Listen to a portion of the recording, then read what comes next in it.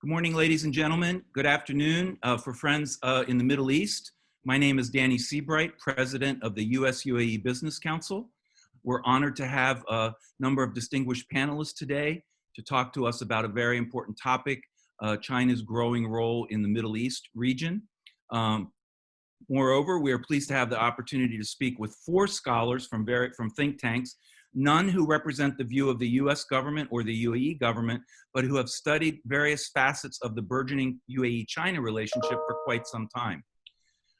On the call today, we're going to have over 300 attendees, and I asked please that if you would like to ask a question, you use the Q&A function. We'll moderate and curate those questions and try to present them to the panelists at the end of the discussion. We have a number of distinguished guests joining in, listening in today. U.S. Ambassador to the U.A.E, John Ricolta Jr. is on the line, as well as U.S. Consul General in Dubai, Philip Frayne, and former U.S. Ambassador to the U.A.E, Barbara Leaf. Before introducing our first speaker, I just would like to highlight an important study that we released this morning on today's topic. Thank you, Afshin Malavi, for authoring this important piece of work, which is meant to put the U.A.E China business, trade, and investment relationship in some historical perspective. David, can you show a quick screenshot of the paper that we published on Afshin's behalf? I'll note that Afshin's views represent his own and do not represent the views of the U.S.-UAE Business Council specifically.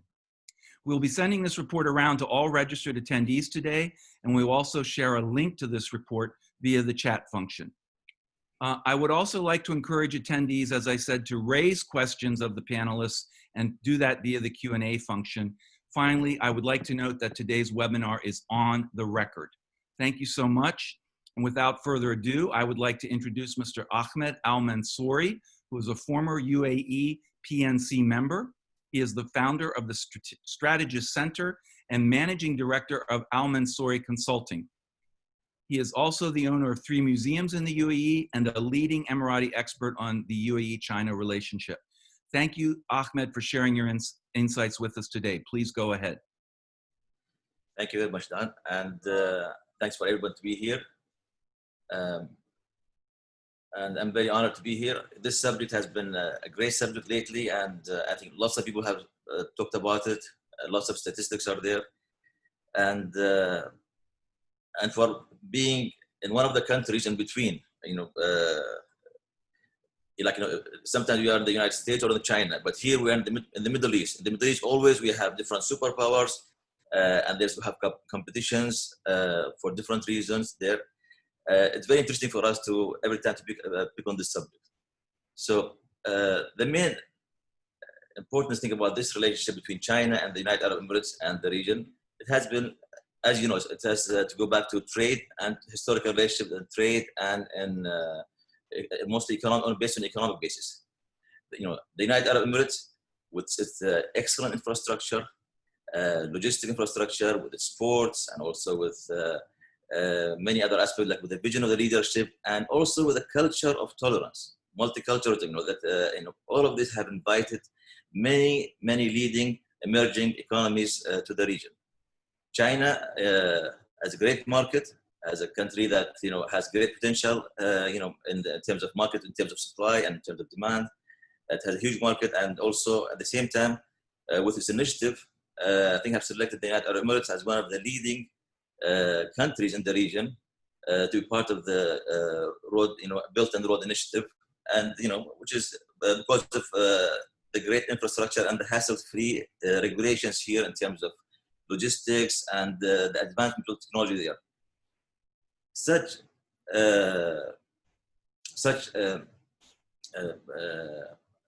relationship has always been evolved on the basis of business. The decision for such things are mostly based on business decisions, on economic decisions, on the return of the profits, and the market dictates such decisions. Lately, of course, the issue of China has raised, especially with the U.A.E, with the issue of the telecommunication, and it kind of has created some kind of increased the gap between the U.S. and China, and we are the countries in the Middle East, meaning somehow we feel that we are caught in the middle. to be clear, I think from our perspective, our relationship with China has mostly been economic and will continue that way. And in terms of the other aspects, political and security, it will be mostly, I think, with the United States, because that relation has been institutionalized.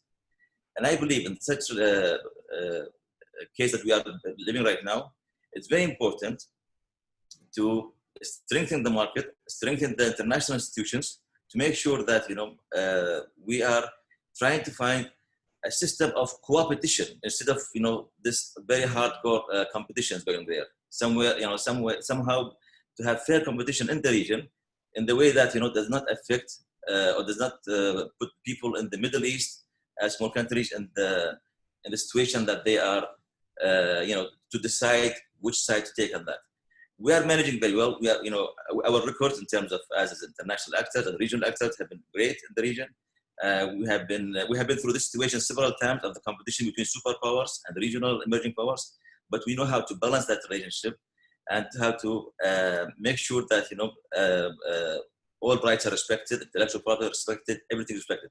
Personally, for example, I was in charge of the establishing the space sector, and whenever we deal with with one side, we do not share this with other side, and we always respect this. We have our own system there and law there. We adhere to our the highest quality level of respect in terms of services and in terms of products. At the same time, want to make sure that whoever we deal with, we are dealing with great respect, and we honor our agreements, and we never try to cross between those things. And I think the key for us for this issue to be solved, if we really think of how can we strengthen these international institutions to make sure that we have this collaboration at all levels, because as a country open for all cultures, and China, if you look at China, is a great country. It says it's very diverse from the north to the south, west to the east, a very diverse country, like Europe. And I think the opportunities are there, but this can be handled, I think, and whenever we have discussions, the questions we can talk about more, it can be handled differently, I think, in a more according to international law and principles. That's what as introduction. Thank you, Ahmed. And I should have noted that you're dialing in on Zoom from Dubai. We very much appreciate that. I also want to note before we go to Jonathan that we have friends from Israel joining the call today as well. And we really appreciate having the interaction and interplay with our friends in Israel as a result of the new historic Abraham Accords. With that, if I could turn please to Jonathan Fulton. Jonathan is a non-resident senior fellow at the Atlantic Council. He's the assistant professor of political science at Zayed University, which is one of the UAE's preeminent academic institutions. And he has written extensively on US-China relations, and we thank him for being with us today. Jonathan, I have to call out Fred Kemp from the Atlantic Council, great partner in Washington, D.C. for us, and more importantly with the UAE. And Fred just this Sunday wrote a new piece on the great power competition between the U.S. and China. So I just want to make sure that I highlight that as well. Jonathan, over to you. Thank you, Danny, and thanks for the invitation. It's really an honor to participate in this.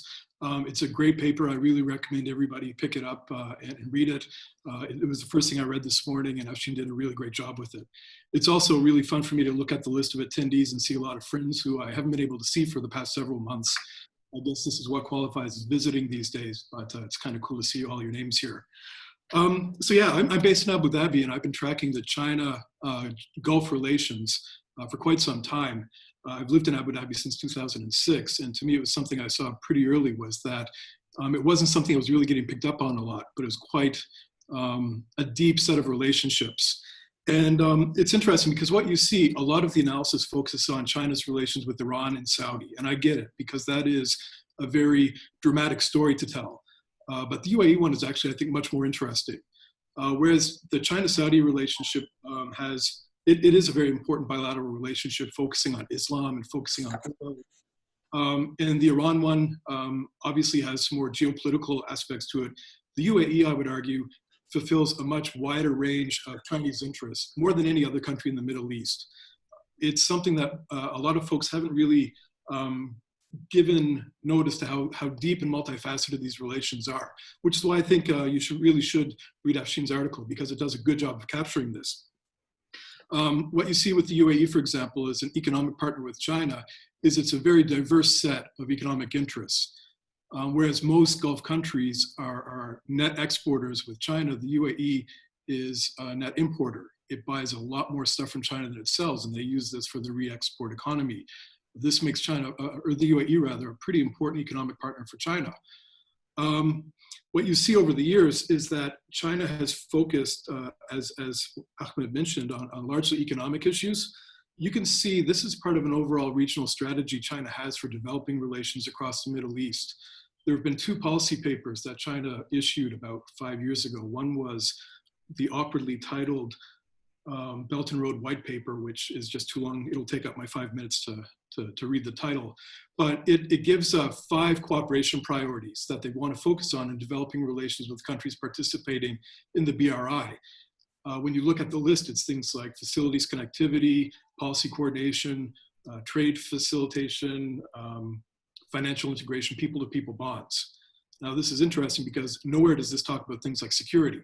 It's totally about developing relations across developmental issues and economic issues.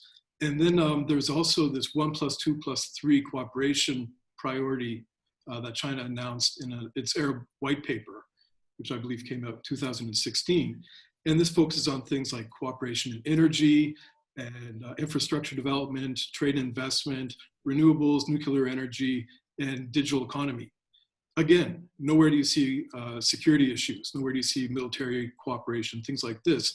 I would argue that's by design. I think they've chosen these sectors to develop relations with because it's a way to develop relations in a strategically important region without stepping on Washington's toes and without threatening regional partnerships or alliances with Washington. It's kind of a strategic hedging approach whereby countries can develop stronger ties without really putting too much pressure on any one country.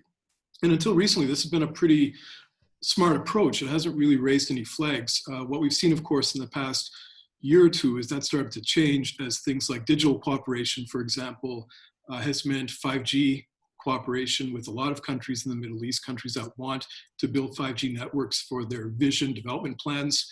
These are things that China does quite well.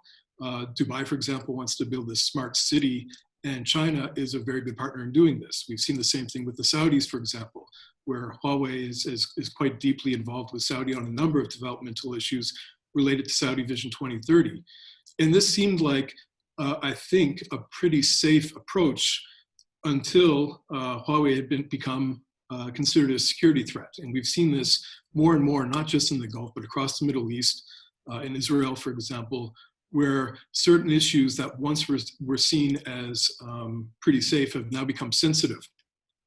That also became quite apparent over the summer when it became obvious that China was, or there was a report, I think in the Wall Street Journal, that China was working with the Saudis on developing this nuclear enrichment program, which also was seen as something that the US considered a threat. So what we're seeing is where China has built what I would argue from watching it for a long time, they've built what they thought was a pretty safe presence, now is coming under a fair bit of pressure.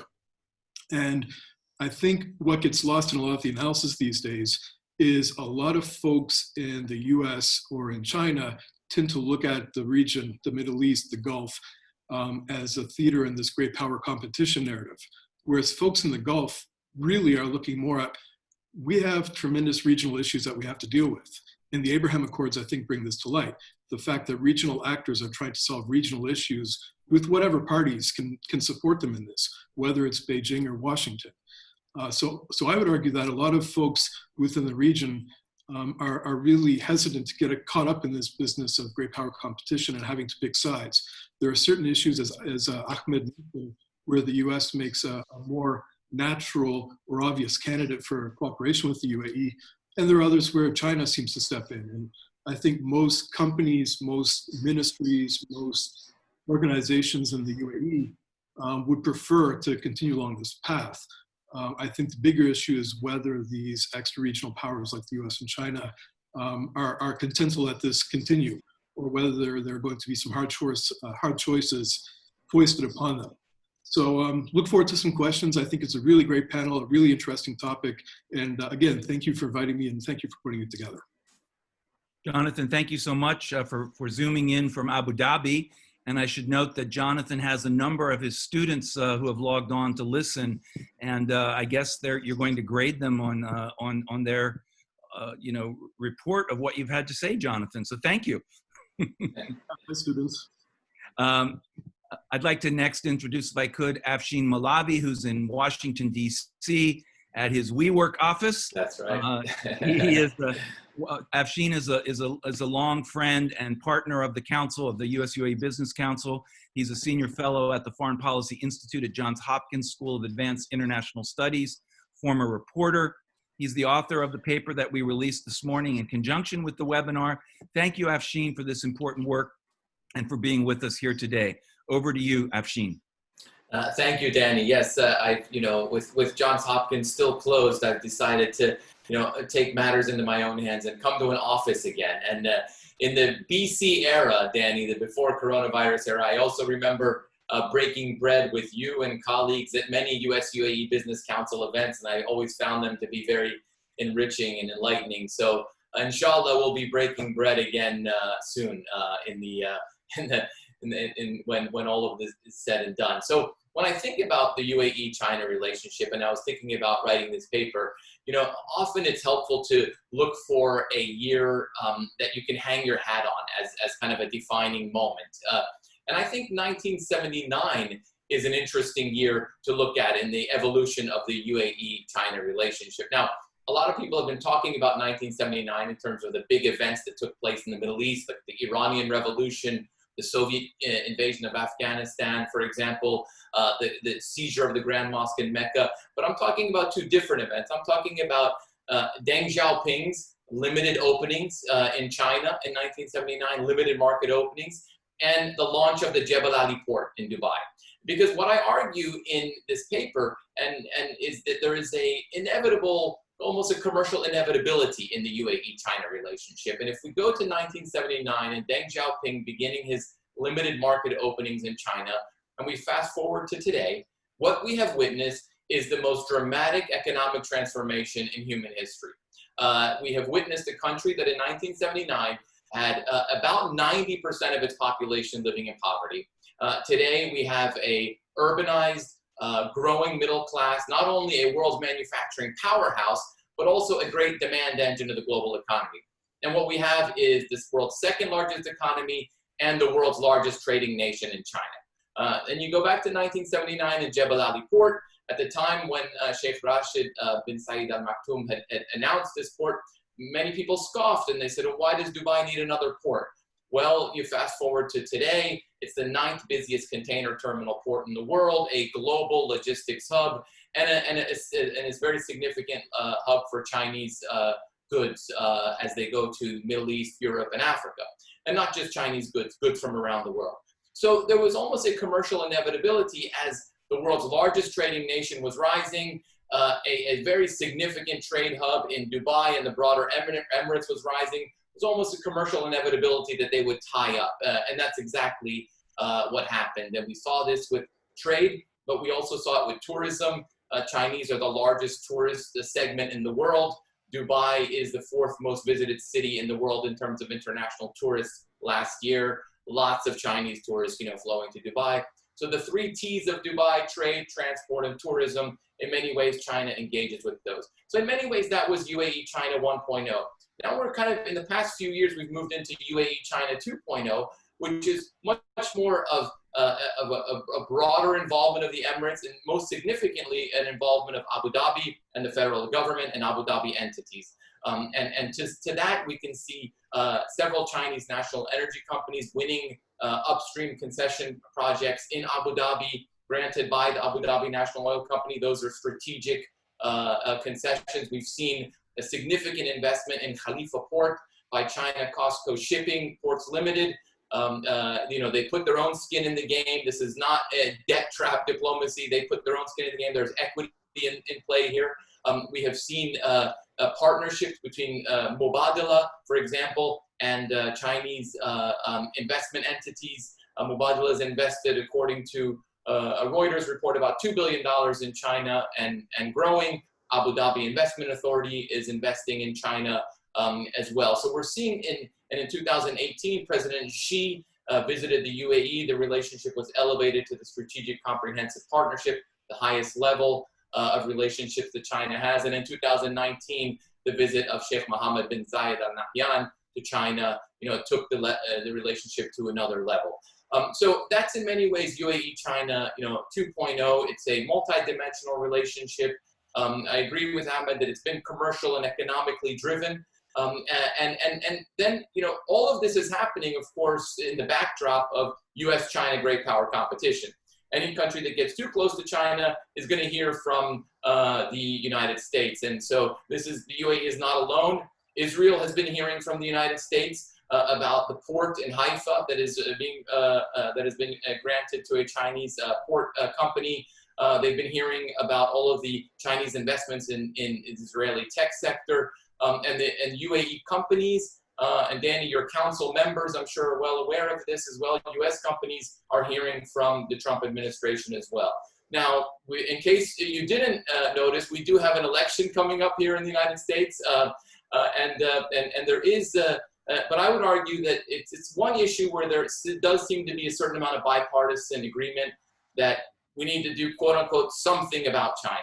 I would argue that if there were a Joe Biden administration, the tactics would be different. Maybe the tweets would be different. But at the end of the day, what we would likely see is this great reset continuing, and countries like the United Arab Emirates and others that have growing and multidimensional relationships with China could feel some of that heat. And lastly, Danny, I just want to point out that when you put it all into context, and while China is the shiny new thing in the region, when you look at the U.S.-UAE relationship, deep investment ties, deep trade ties, and they have something that the China-UAE relationship does not have, security ties. And there are no signs that the UAE is interested in replacing the United States as their main security partner, or as Jonathan points out, their main extra-regional partner worldwide. And there are no signs that China is willing or interested to take on that role either. So I think that's important context as well.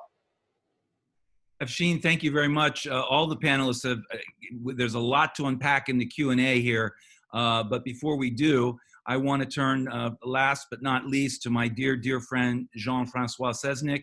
Francois is a senior fellow at the Atlantic Council as well, and an adjunct professor at the Johns Hopkins School of Advanced International Studies. He's a true expert on the energy sector and Gulf geopolitics.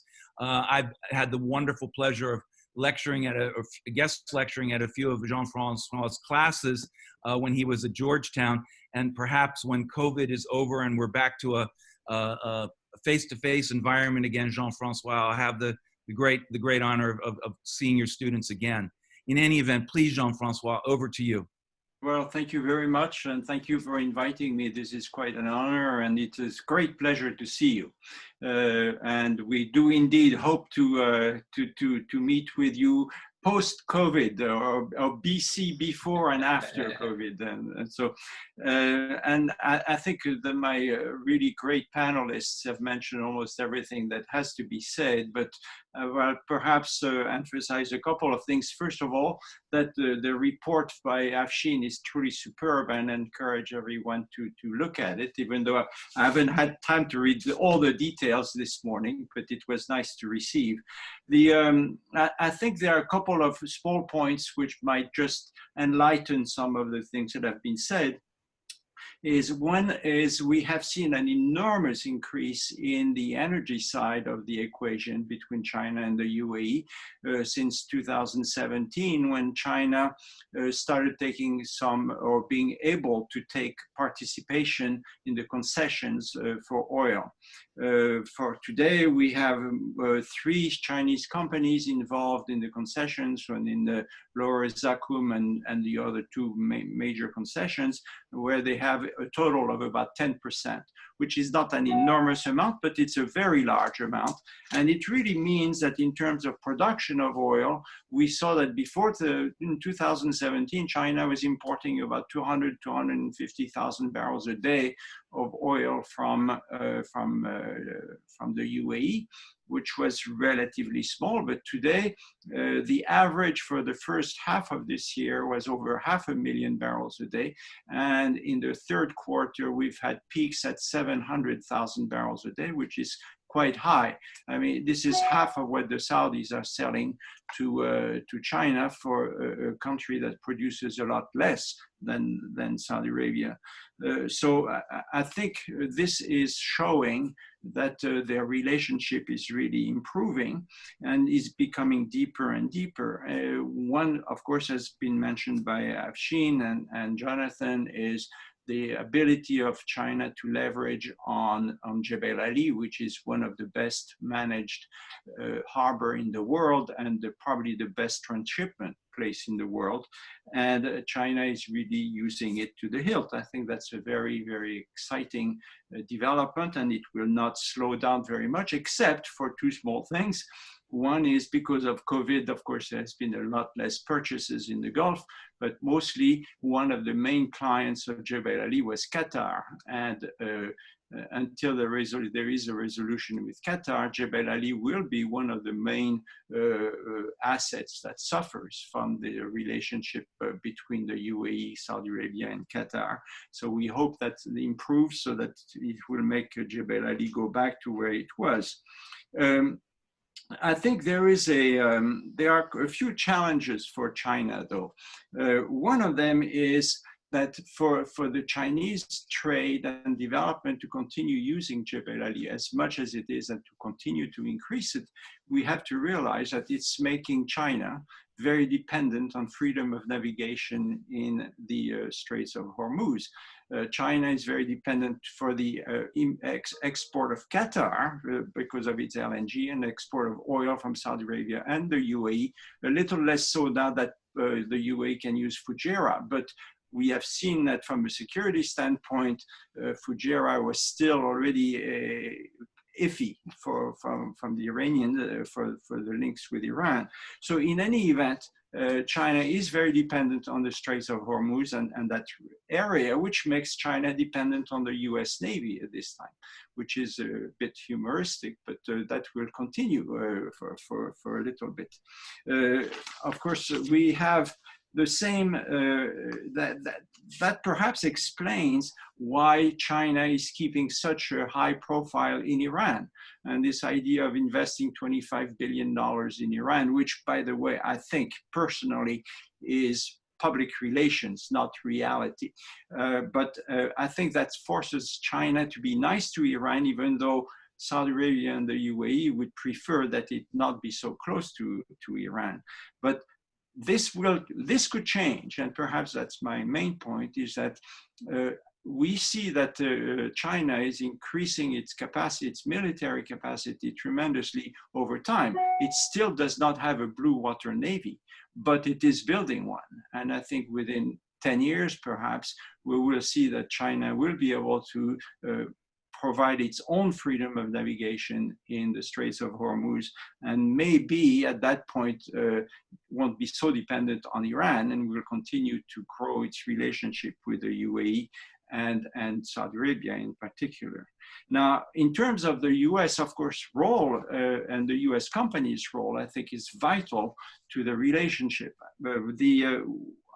I find that China is offering so much to the UAE. China is such a great country and has so much capacity that there's very little that the US cannot,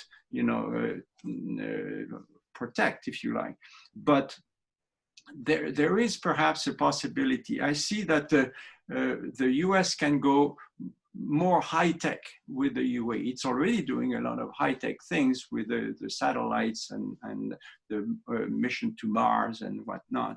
But in terms of the future of the energy in the Gulf, renewables, of course, is where it's going to go, and it is going there very rapidly. We've seen Dubai, especially the Abu Dhabi are going very large in renewable. But for this, it makes them very dependent on China in a way, because China has the largest supply of solar panels, of wind machines, and so on. On the other hand, if we look at it a little bit beyond that, what do you do with all this electricity which is coming up in the UAE with the solar and the nuclear and whatnot? You can go downstream from that, and not only downstream in chemicals. You can do that. The UAE is already going very big in chemicals, but not as advanced as Saudi Arabia. However, on renewables, it could be relatively simple. It'd be very good for US companies to go into much more high-tech things, like the big contract that was signed in Saudi Arabia between Air Products and NEOM to create green hydrogen and green ammonia, the largest potential plant in the world. As soon as it's done, the UAE could continue to do this and would very much depend on US technology and US companies. And one of the big advantages of US companies in the entire Gulf has been that the US companies are willing to share their technology, which a lot of companies are not from other places in the world. And that is very profitable for the US companies. It's also very profitable for the local companies. So maybe I will leave it at that, and we should really have some interesting questions.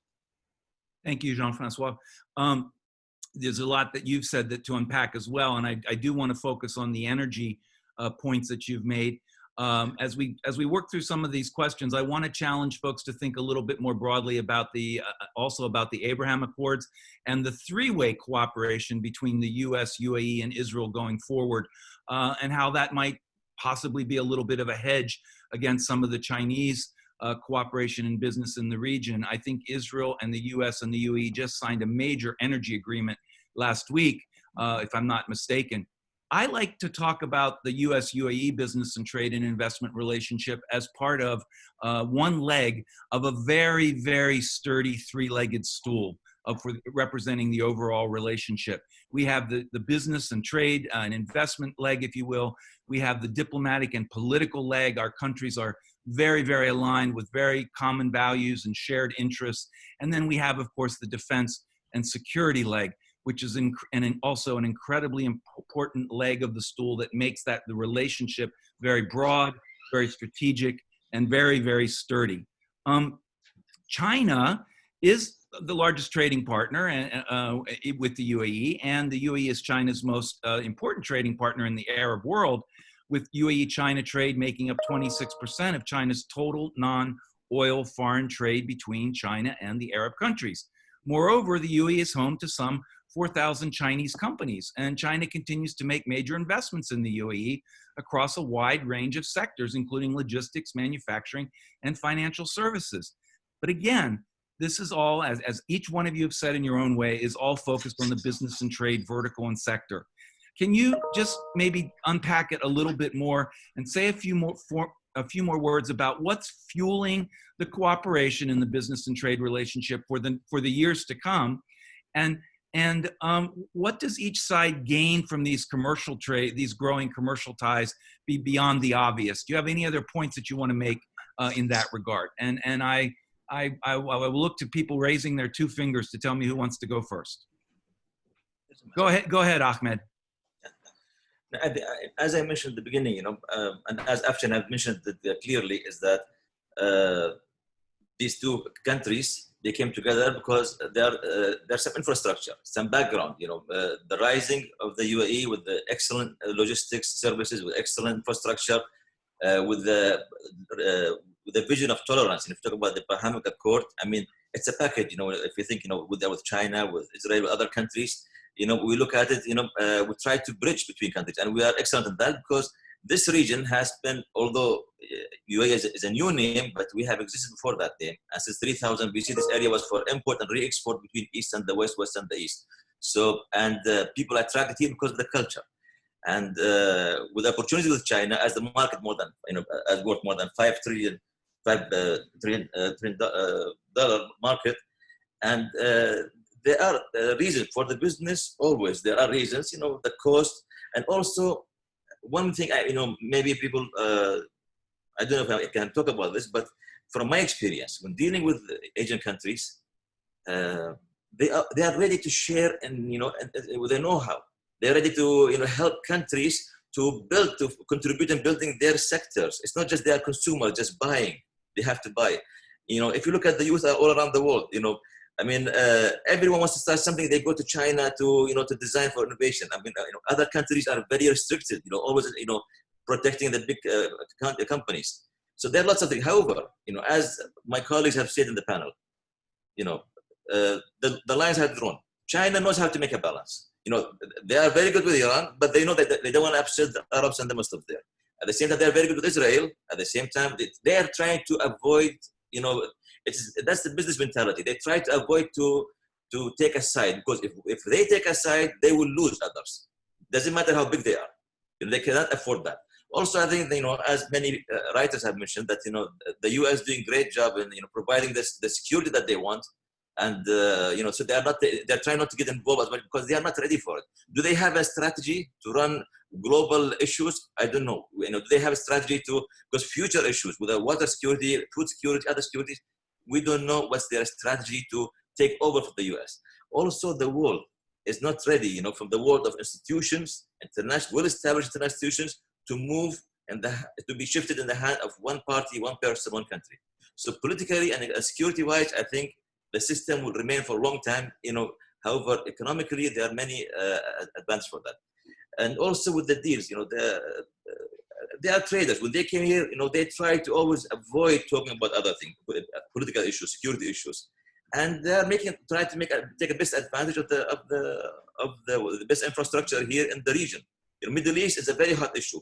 However, we are very resilient, and we learn. We are few countries in the region. We learn, like the Israelis and us, how to advance and improve and and look forward, and also to balance our relationship with our very well established ally, the United States, which are we are. There's no way that as Jonathan mentioned, as Jean mentioned, and I've said that there's no way we're gonna shift the alliances for that, but for every situation, we treat each case by case. We don't go mix everything together. Thank you, Ahmed.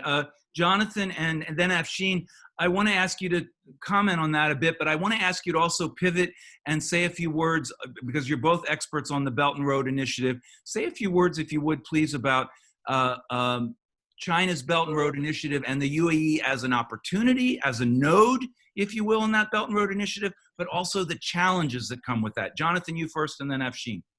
Sure. First, you'd mentioned the U.S.-UAE Israel energy cooperation, and I agree, this is a very important issue. But another thing that also is driving relations is the U.A.E, Israel, and China have been working on this COVID vaccine trial for quite a while as well. So it's kind of a classic hedging situation where China has been handling the COVID crisis in a way much better than the U.S. has. So we've seen that regional countries are reaching towards China for one thing while we're reaching towards the U.S. for another. But to your question about the BRI, we've seen this, it's been very interesting to me watching this because I've been tracking the BRI for about 6 or 7 years now. What you see is two general trends, and they kind of speak to a point that Ahmed just made about Chinese neutrality. The BRI is essentially about interconnectivity, going from regional interconnectivity. If China can go into a place like Qatar and work on the harbor or build a soccer stadium, that's great, but that's great for Chinese companies. If they can go to the UAE and start investing into Kizad, and then connecting that to Duqm and Oman, and connecting that to Djibouti, and connecting that to Jazan and Saudi, that's better, because that creates this interregional connectivity, which fits into a lot of China's bigger ambitions for the region. And when you look at this, there has been a pretty clearly laid out strategy, which again, awful title, but it's called the Industrial Park Port Interconnectivity Two-Wing, Two-Wheel Approach. And it rolls off the tongue, but what it is it looks at a bunch of seemingly unconnected Chinese projects around the Arabian Peninsula, and it takes you from the Gulf to the Arabian Sea, to the Red Sea, to the Mediterranean. So the countries that it's developing these projects with, the UAE, Oman, Saudi, Djibouti, and Egypt, are China's partners of preference for a lot of these bigger strategic initiatives. Whereas countries like Iran and Qatar are quite isolated within the region. It's fine for Chinese companies to pick up projects here and there and make some money, but it doesn't really contribute to this larger project. So it's not really that China's neutral, it's that China's hedging. There's no reason to step on anybody's toes, as I said earlier. They're going to continue to cooperate with everybody, but that doesn't mean that it weights all these relationships equally. This is something that I think I could talk about more later. I know we don't have a lot of time, but that's why I think the Iran relationship is really overblown, because China's economic interests there are dwarfed by its economic interests on this side. And a lot of the projects that it's been engaging the GCC countries with are much, much more important long-term than these smaller contracts or projects it's been working with Iran on. Go ahead, Afshin. Thank you. Thanks. Thank you, Jonathan. Thanks, Danny. So, when President Xi, announced, the Belt and Road Initiative back in the days when it was called the OBOR, One Belt, One Road Initiative in 2013, and a couple of speeches in Indonesia and Kazakhstan. I mean, what was happening at the time was as he was announcing it, it was almost as if the UAE was purpose-built already for the Belt and Road. And so the UAE didn't necessarily need big infrastructure investments from China of the sort that maybe some of the countries that were not as well prepared for this. But what the UAE turned out to be was an important node, as you put it, Danny, because suddenly, I bet when some of these Chinese economic policy planners started looking at the numbers the way I was looking at the numbers of the trade flows from China to the UAE, I bet their eyes popped out a little bit like mine, because these are big numbers. And as you pointed out, a lot of these relationships are lots of, oil flowing to China and, manufactured goods from China flowing to, countries across the region. But these are, $33 billion of exports from China to the UAE. The UAE is their #1 export destination. That's the important point. But again, to bring back the US into this and to bring the UAE into this, the United Arab Emirates is also the #1 export destination for the UAE. It's the #1 export destination for the European Union. So which goes back to my point about, they were purpose built for the Belt and Road. The UAE is a country of less than 10 million people and does more international trade than Brazil. It does more international trade than Indonesia. So this was a country that was purpose built for the Belt and Road Initiative. And so what China seems to be doing is, rather than going in there and building a port, they're going into existing ports and they're building something like what Jonathan noted, that that first they built the container terminal port in Khalifa Port, and then they're investing in the Khalifa Industrial Zone, Abu Dhabi. And I think that's where we're going to see things going forward. And lastly, just Danny, on Israel.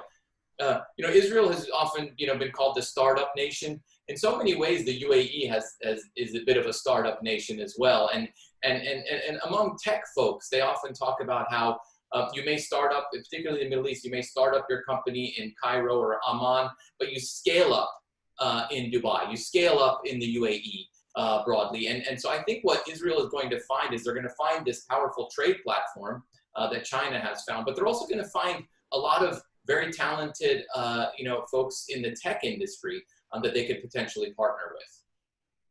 Thank you, Afshin. I think Israel and the UAE are going to partner together in the tech sector and others in ways that China and the UAE might never partner. So very, very important point that you make.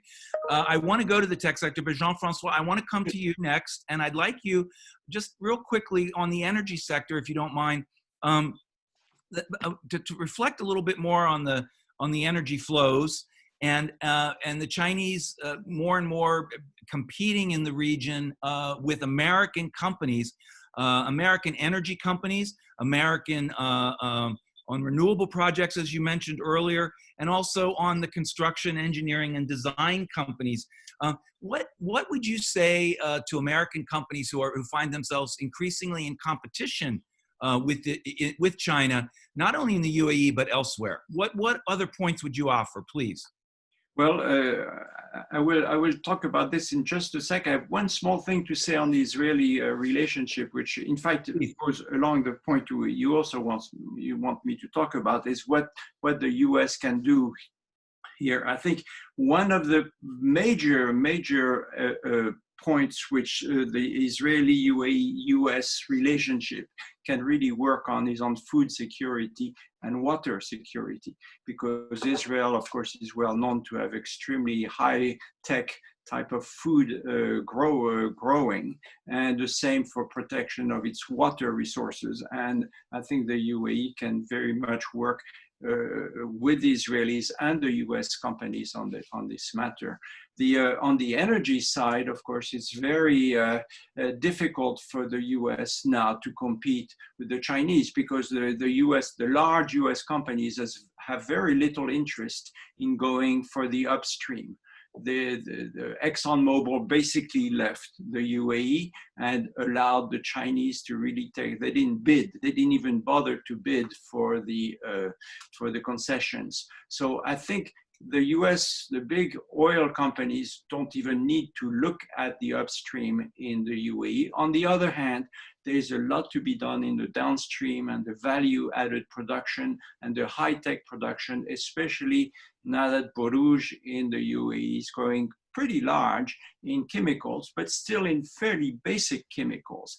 But to go down that further step into much more advanced chemicals, I think the US will come in, or can come in, the US firms can come in and do this. And I think we'll see that more and more. And the same with the renewables. The US firms do not have that much to offer in the actual renewable itself, but the downstream from the renewable is where, one, there is money, and where technology is very important. And I think the US companies, with many other companies, but the US companies can offer this, just like Air Products is doing in Saudi Arabia today. So we'll see that more and more, I believe. I do have to raise my hand on behalf of one of our key members, ExxonMobil, and say that they still have a major cooperation and project with Upper Zakum in the UAE, and it's very, very important to them and to the UAE. But I take your point, Jean-Francois, for the future. Anything you want to say about renewables for the future, for possible future cooperation? You mentioned it earlier, but do you want to put a finer point on any of it? Well, I think in terms of renewables, the Chinese are really up there. They basically control the manufacturing of solar panels worldwide. They're the largest in wind as well. But I think what people have not thought of it very much until now is really the downstream from this. In other words, what do you do with all this, the solar electricity, which is going to be built in joint venture between Dubai and the Chinese, and Dubai and other companies, even Saudi companies like Aqua, but using Chinese panels?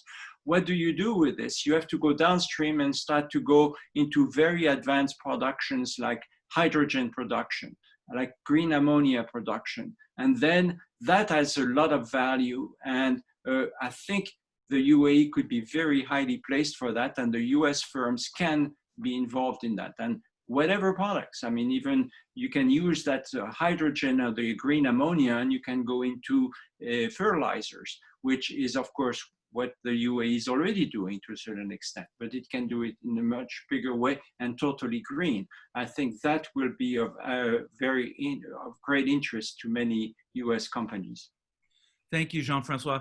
We have 10 minutes left, and I just really want to quickly touch on two topics before we sort of bring it to a close, and that's the tech sector and the defense sector, for sure. We've said that the defense relationship, if you will, between the UAE and China and others in the region is very minimal, and that's very much a true statement. But from a technology standpoint on tech, with Huawei making inroads into the region, the U.S. is very, very concerned about Huawei, not only in the Middle East, but in Europe and other places, as we know very, very well.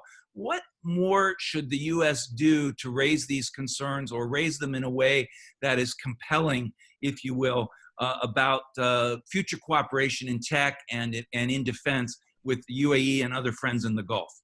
Who wants to take a stab at that? No one. Afshin, you want to say a word, please? You're on mute, Afshin. There you go. Yeah, there we go. Yes, absolutely. So, you know, I think you raise a really important point, Danny, because this is, I mean, if we're looking for friction in the U.S.-U.A.E relationship, a relationship which doesn't have a lot of friction. But if we're looking for friction, this is where the friction comes, on issues like Huawei, issues like the, what we're seeing, perhaps more cooperation with Chinese pharmaceutical companies, Chinese artificial intelligence companies.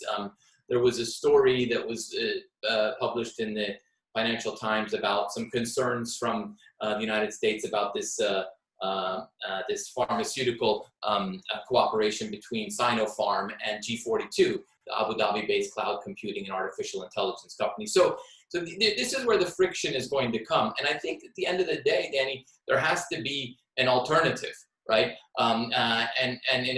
If countries around the world are saying to the U.S., fine, we hear you regarding Huawei, but what is our alternative to get to 5G? And in some cases, Huawei the train has left the station in some cases where early projects in Qatar, UAE, and Saudi Arabia are already using Huawei equipment. And I think that, maybe then the United States has to make the case that, look, here's your alternative. Here's your alternative, and present that alternative. And I think that's going to be the key going forward, as countries not only like the UAE are diversifying geoeconomically and geopolitically. Well, I know on 5G, the U.S. has worked really hard to start presenting an alternative over the last year. A year or 18 months ago, we didn't really have something to present, but we've made some progress on that. Yeah. Jonathan, do you want to comment on that in any way? Just very briefly, to agree that, yeah, it has been much more assertive over the past year and a half, 2 years or so. But at that point, the horse is kind of out of the barn. China and Saudi, for example, have been cooperating quite a bit through Huawei for managing crowd control during Hajj. Like the Saudi security forces were being overwhelmed by massive numbers of people coming in to perform pilgrimage. And Huawei provided an alternative, or an approach to help them manage these large numbers of people and get them emergency help when they needed it. So I believe that was in 2015 when that was set up. So it's something that was already quite mature at the point where the US kind of picked up on this. And I've talked to folks in Dubai and Abu Dhabi about this. And there's almost kind of a finger-wagging narrative that we're hearing from the US saying, you don't know what you're getting into with China on this. We understand China better than you. You have to be careful. And a lot of the Emirati folks I've been talking to are saying, we know quite well what we're doing. We're doing this because we have a certain need to fit.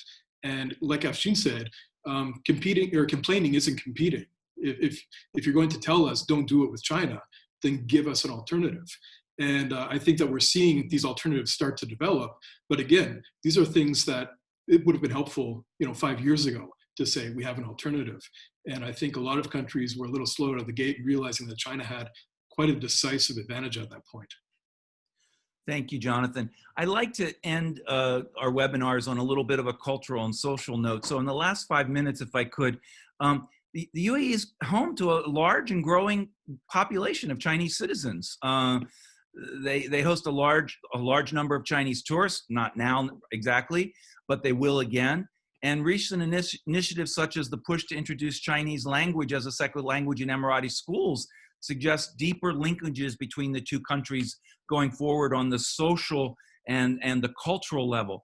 Can each of you just say a word or two about that and how that's growing and how you might see it grow to sort of supplement and complement the economic ties that we've discussed heretofore? Who wants to go first?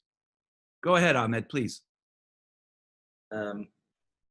About this relationship, I mean, culture, as you know, United Arab Emirates, last year we had the year of tolerance, and the UAE has been always, open for bridging between different cultures. And I think we are, if one thing, I'm very happy to be here is that, if there's only one thing is that, when I talk to different cultures, I don't have psychological barriers.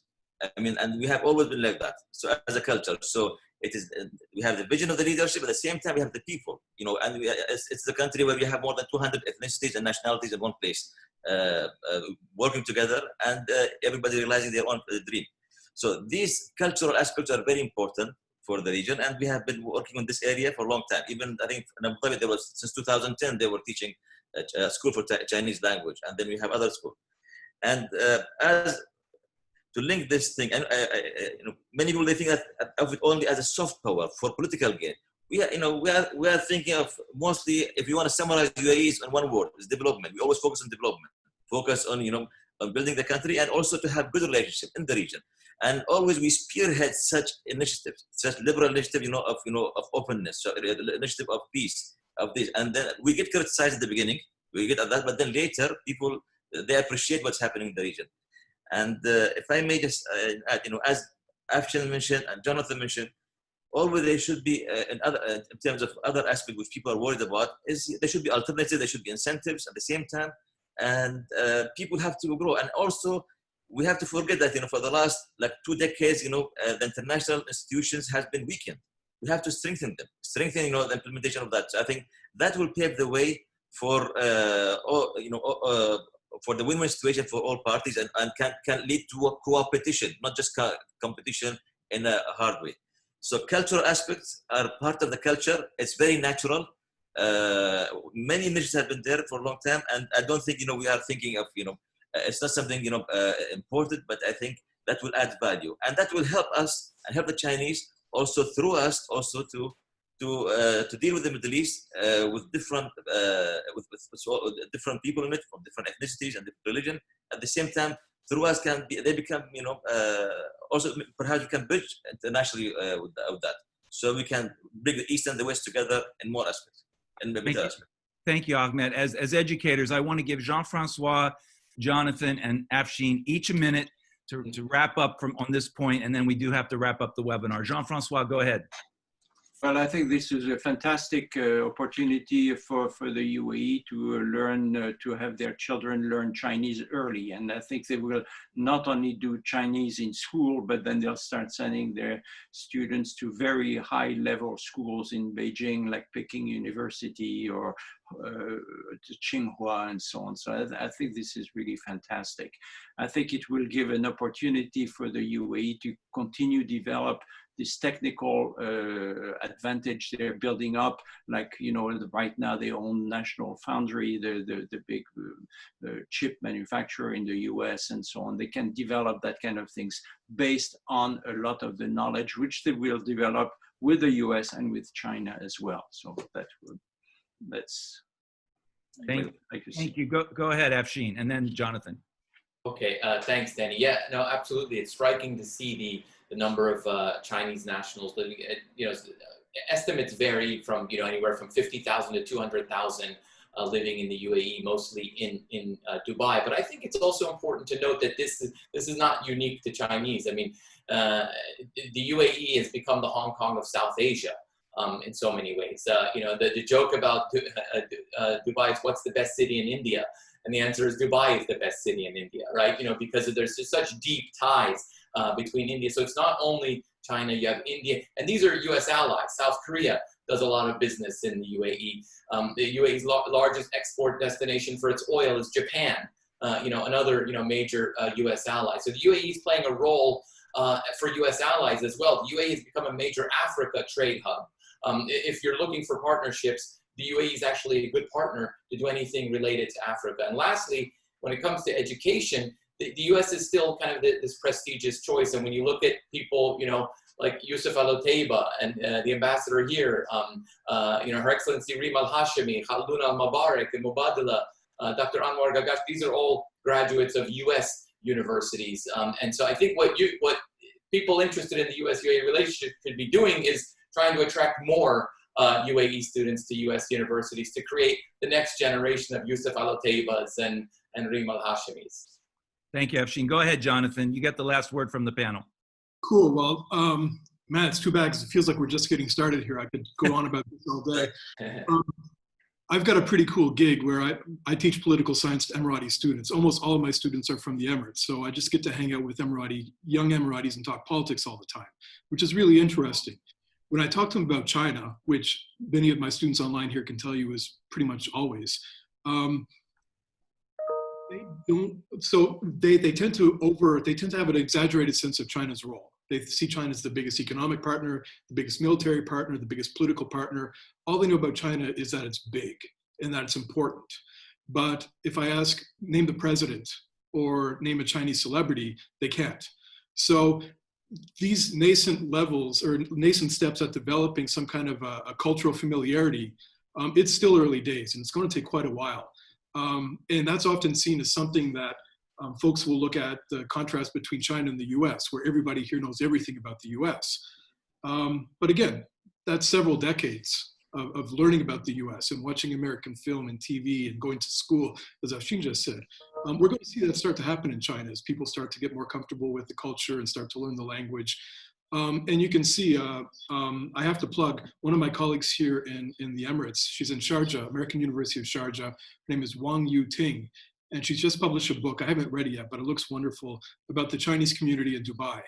And it really shows that there's a multi-generational, deep presence across a lot of different sectors of Chinese folks here. So it's a bigger story that I think that a lot of people recognize. And it really is a pretty important one to track, because it's going to be, I think, a really important element of the UAE's international relations going forward. That's a really important, really important point, and points made on that. And thank you so much. We're going to wrap up. Obviously, we did just get started. I think we're going to have a few more sessions on this. And as well, Afshin has suggested that we do a session on India as well, which I think we will schedule for December. I want to thank all the panelists for joining us today. I want to remind folks that we will have this webinar on YouTube with a link a little later this afternoon. And I also want to remind everyone that tomorrow we're hosting a webinar with key executives from Abu Dhabi Ports, Etihad Rail, Gulf Tanner, and JAFSA to discuss logistics in the UAE, which is a wonderful follow-on and companion to this discussion. And on Wednesday, we're honored to have Deputy Assistant Secretary Tim Lenderking join us for a webinar on Gulf geopolitics following his trip to meet with the region's leaders just last week. So again, everyone, thank you for joining today. Thanks for our panelists for joining and for their time. A real big shout out to Afshin for the paper that he contributed. And good night and good evening to everyone in the Middle East, and good morning and good afternoon to everyone in the US. Thank you so much again. Have a wonderful day. Thank you. Thank you. Thanks a lot. Good day.